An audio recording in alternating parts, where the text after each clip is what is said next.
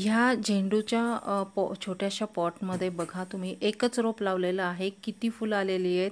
रोप किती डेरेदार झालेलं आहे आणि किती भरभरून ह्याला फुलं आणि कळ्या आलेल्या आहेत. अशी फुलं आणि कळ्या येण्यासाठी मी रोप कसं तयार केलं, त्याला कुठली खतं घातली, हे सगळं डिटेलमध्ये ह्या व्हिडिओमध्ये सांगणार आहे. व्हिडिओ शेवटपर्यंत नक्की बघा. हॅलो, माय करेज गार्डनिंगमध्ये आपलं स्वागत आहे.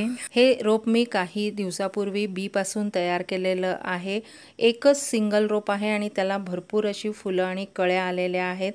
हे रोप जे आहे ते मी आपल्या घरी पूजेसाठी झेंडूची फुलं आपण आणलेली असतात, तर त्यातलं एखादं चांगलं मोठं फूल बघून ते पूर्णपणे सुकवून घ्यायचं आहे. सावलीत सुकवलं तरी चालेल आणि त्या व्यवस्थित त्याची पाकळ्या जर सेपरेट केल्या पूर्ण सुकवल्यानंतर, तर त्याच्या आपल्याला बिया मिळतात आणि अशा प्रकारे फ्री ऑफ कॉस्ट आपल्याला बी मिळतं. ते 2 ते 3 महिने आधी मी हे मातीत रुजवलेलं होतं आणि त्यापासून अशी फ्री ऑफ कॉस्ट आपल्याला झाड मिळालेलं रोपं मिळतात. आणि हे रोप एका सिंगल रोपावरती मी असं डेरेदार रोप तयार केलेलं आहे.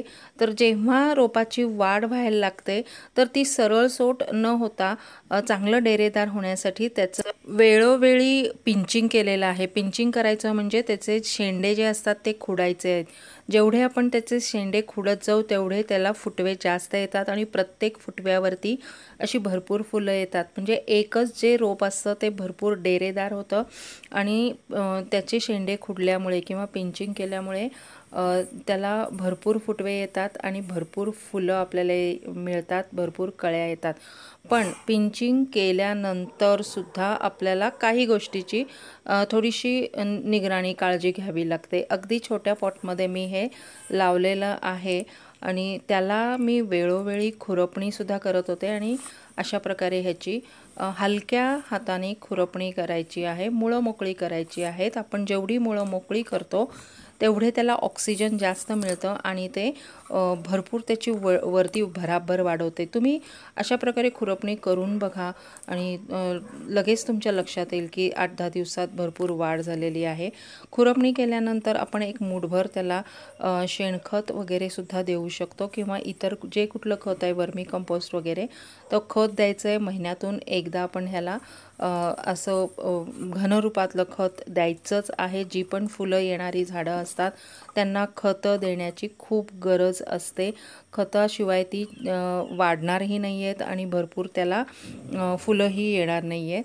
तर खुरपणी ही दर महिन्यातून एकदा केली तरी पुरेशी आहे आणि त्याला खत देणंसुद्धा गरजेचं आहे. तर अशा प्रकारे हे वाढत राहतं. छोट्याशा पॉटमध्ये तुम्ही बघू शकता की किती छोट्या पॉटमध्ये मी हे लावलेलं आहे. त्याचबरोबर ह्याला लिक्विड फर्टिलायझर देणंसुद्धा आवश्यक आहे. इथं वाळलेली जी काही पानं आहेत ती मी काढून टाकते. त्याच्यामध्ये झाडाची एनर्जी वाया जायला नको. तर अशा प्रकारे वाळून गेलेली जी पानं आहेत ती काढून टाकायची आहेत. झेंडू खरं तर खूप औषधी आहे. झेंडूचं रोप आपल्या बागेत लावल्यामुळे डाससुद्धा येत नाहीत बरं का. त्यामुळे भरपूर झेंडू, तुळस ही औषधी वनस्पती आहे. ही नक्की आपल्या बागेमध्ये असलीच पाहिजेत. ऑफकोर्स ह्याची फुलं जेव्हा फुलतील तेव्हा ती खूपच सुंदर पण दिसतात, बागेची शोभासुद्धा वाढवतात. लिक्विड फर्टिलायझर देण्यासाठी मी इथे NPK घेतलेला आहे. NPK आपण घालू शकतो. NPK हा केमिकल फर्टिलायझर आहे. तर हा मी पाण्यात विरघळवून देते. तर हा साधारण 100 मिली पाणी आहे आणि त्याच्यामध्ये छोटासा 1 चमचा NPK मी ह्याच्यात विरघळून घेतलेला आहे. 19-19-19. तर हा आपण ह्याला देऊ शकतो. तर खुरपणी केल्यानंतर महिन्यातून एकदा हे मी देते आहे. तर दर महिन्याला हे द्यायचं नाही आहे, फक्त एकदाच द्यायचं आहे. लिक्विड फर्टिलायझरमध्ये आपण कांद्याच्या सालीचं पाणी, डाळ तांदूळ धुतलेलं पाणीसुद्धा द्यायचं. इथे बघा, डाळ तांदूळ धुतलेल्या पाण्यामध्ये ह्युमिक ॲसिड भरपूर प्रमाणात असतं. त्यामुळे ह्युमिक ॲसिडची सुद्धा ह्याला गरज आहे. म्हणजे दर महिन्यातून एकदा हे अल्टरनेट करून द्यायचं आहे. एकदा आपण NPK दिलं, एकदा डाळ तांदळाचं पाणी दिलं, एकदा कांद्याच्या सालीचं लिक्विड फर्टिलायझर तयार करून दिलं किंवा केळीच्या साली आपण त्याचं केळामृत तयार करून दिलं. अशा प्रकारे वेगवेगळ्या पद्धतीने आपण ह्याला वेगवेगळे फर्टिलायझर द्यायचे. तर बघा इथे किती फुलं आली आहेत आणि छोट्याशा पॉटमध्ये हे रोप लावलेलं आहे. व्हिडिओ कसा वाटला आहे मला नक्की सांगा